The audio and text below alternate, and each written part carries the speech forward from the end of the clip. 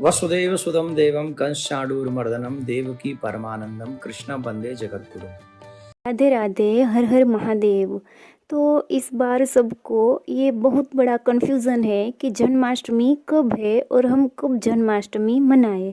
तो इस वीडियो में परम पूज्य श्री देवकीनंदन ठाकुर जी महाराज ने ये कन्फ्यूज़न को दूर किया है और पूरी जानकारी बताई है कि जन्माष्टमी कब और कैसे मनाएं। राधे राधे।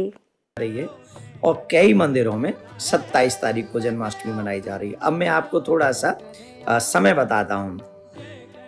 26 तारीख को अष्टमी 8:20 पर प्रातः प्रारंभ हो रही है और 27 को 6:50 तक अष्टमी है।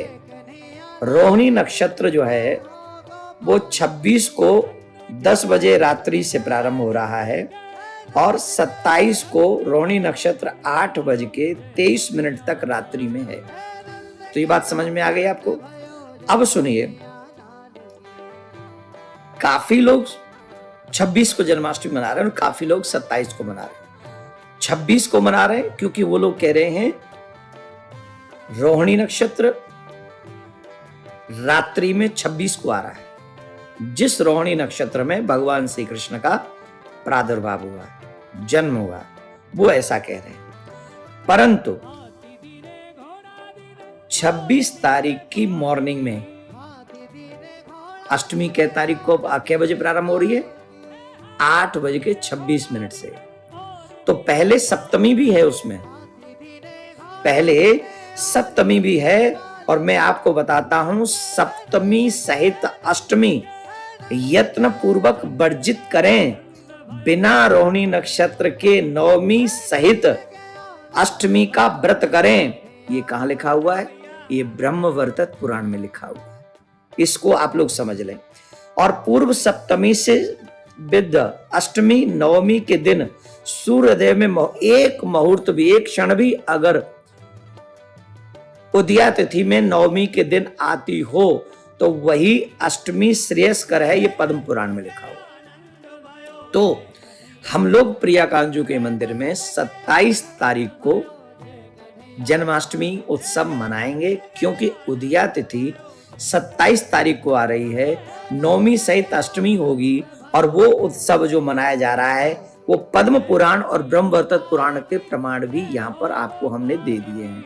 तो इसलिए हम और आप जो दोनों ही उत्सव हैं, जिनको जहां मनाना है वो मनाएं।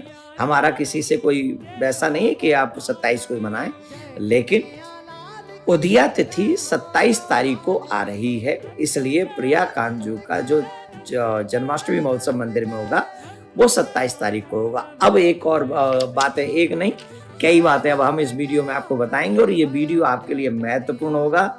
आप सबको ये वीडियो ध्यान लगाकर सुनना है और अपने रिश्तेदारों तक पहुंचाना है। पूछिए क्यों?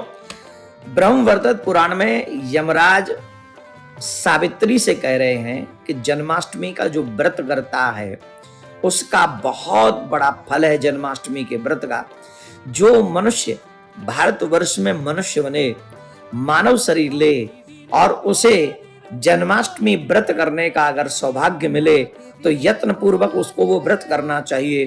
क्योंकि जब वो व्यक्ति जन्माष्टमी का व्रत करता है तो उसके द्वारा किए हुए 100 जन्मों के पाप मात्र जन्माष्टमी के व्रत करने से समाप्त हो जाते हैं। भविष्य पुराण में भगवान श्री कृष्ण कहते हैं, हे युधिष्ठिर, धर्मराज, जो मनुष्य जीवन में जन्माष्टमी का व्रत करता है, श्रद्धा पूर्वक करता है, मन लगाकर करता है, भगवान में निष्ठा रख के करता है, तो जानते हो क्या होता है? उसे 20 करोड़ एकादशियों का फल प्राप्त हो जाता है। 20 करोड़ एकादशियों का फल।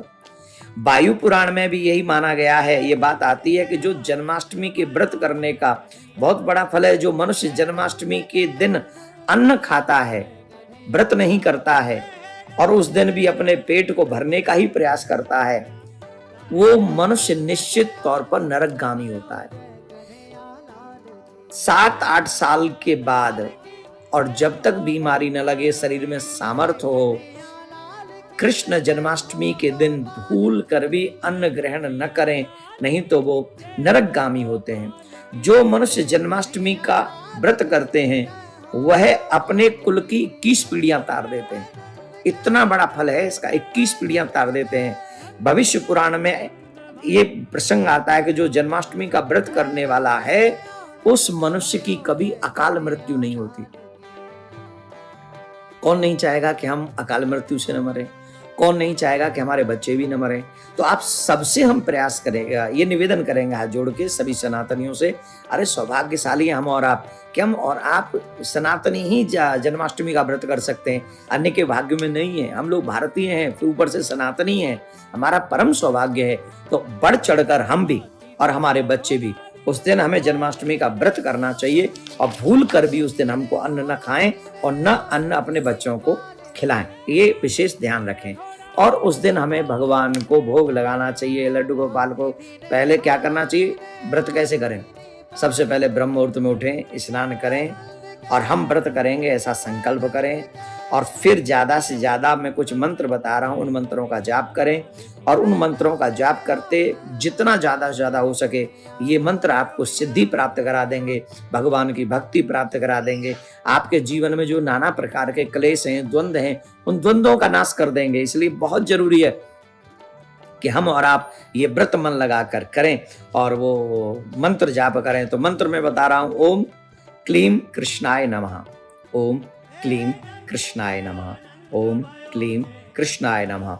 और एक पूरा श्लोक है जिसे आप याद, अब मोस्टली आप लोगों को याद होगा, कृष्णाय वासुदेवाय हरे परमात्मने प्रणत क्लेश नाशाय गोविंदाय नमो नमः। इसका मतलब क्या हुआ? आपके जीवन के जितने भी क्लेश हैं, अगर जन्माष्टमी के दिन आप इन मंत्रों का जाप करते हैं, इस मंत्र का जाप करते हैं, ज्यादा से ज्यादा जाप करते हैं, हम तो कहते हैं 21 माला भी आपने कर ली, 31 माला भी कर ली, 51 माला भी कर ली, तो आपको इसका बहुत बड़ा फल प्राप्त होगा, बहुत बड़ा फल प्राप्त होगा। तो व्रत हमको करना है, और व्रत का पारायण कैसे करें, है ना? कई लोग कहते हैं कि जब भगवान का जन्म हो गया उसी समय हम पूरा कर देते हैं। मैं आपको उत्तम विधा ये बताऊंगा कि सूर्योदय के बाद ही व्रत का पारायण करना चाहिए। उत्तम विधा है कि जब सूर्योदय हो जाए, मतलब 28 तारीख को आप मॉर्निंग में पारायण करेंगे, 27 को आप व्रत करेंगे तो 28 को आप पारायण करेंगे, ठीक है? और अगर आप 26 को जन्माष्टमी मना रहे हैं तो 27 को सूर्योदय के बाद ही आप पारायण करेंगे। ये इस बात का विशेष ध्यान रखें। भगवान को धनिया और पंजीरी का भोग अवश्य लगाएं, भगवान को माखन मिश्री का भोग अवश्य लगाएं, सुंदर सुंदर वस्त्र धारण कराएं, पंचामृत से अभिषेक कराएं। यही मैं आप सबसे निवेदन करूंगा। विशेष भाव से, श्रद्धा से, कृष्ण मेरे घर आ रहे हैं, ऐसा भाव मन में पाले। कैसा?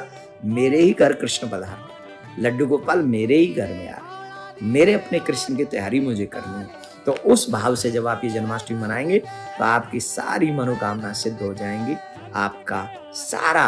और कुछ चाहिए भी नहीं ना, भगवान से क्यों चाहते हैं हम? भगवान के चरणों की भक्ति हमें प्राप्त हो जाए, हमारे लिए यही पर्याप्त है। तो मैं जन्माष्टमी पे आप सभी सनातनियों के लिए प्रिया कांजू से प्रार्थना करता हूँ, रिद्धि सिद्धि यश वैभव सब कुछ आपको प्राप्त हो। मैं भगवान के चरणों की भक्ति के। राधे राधे।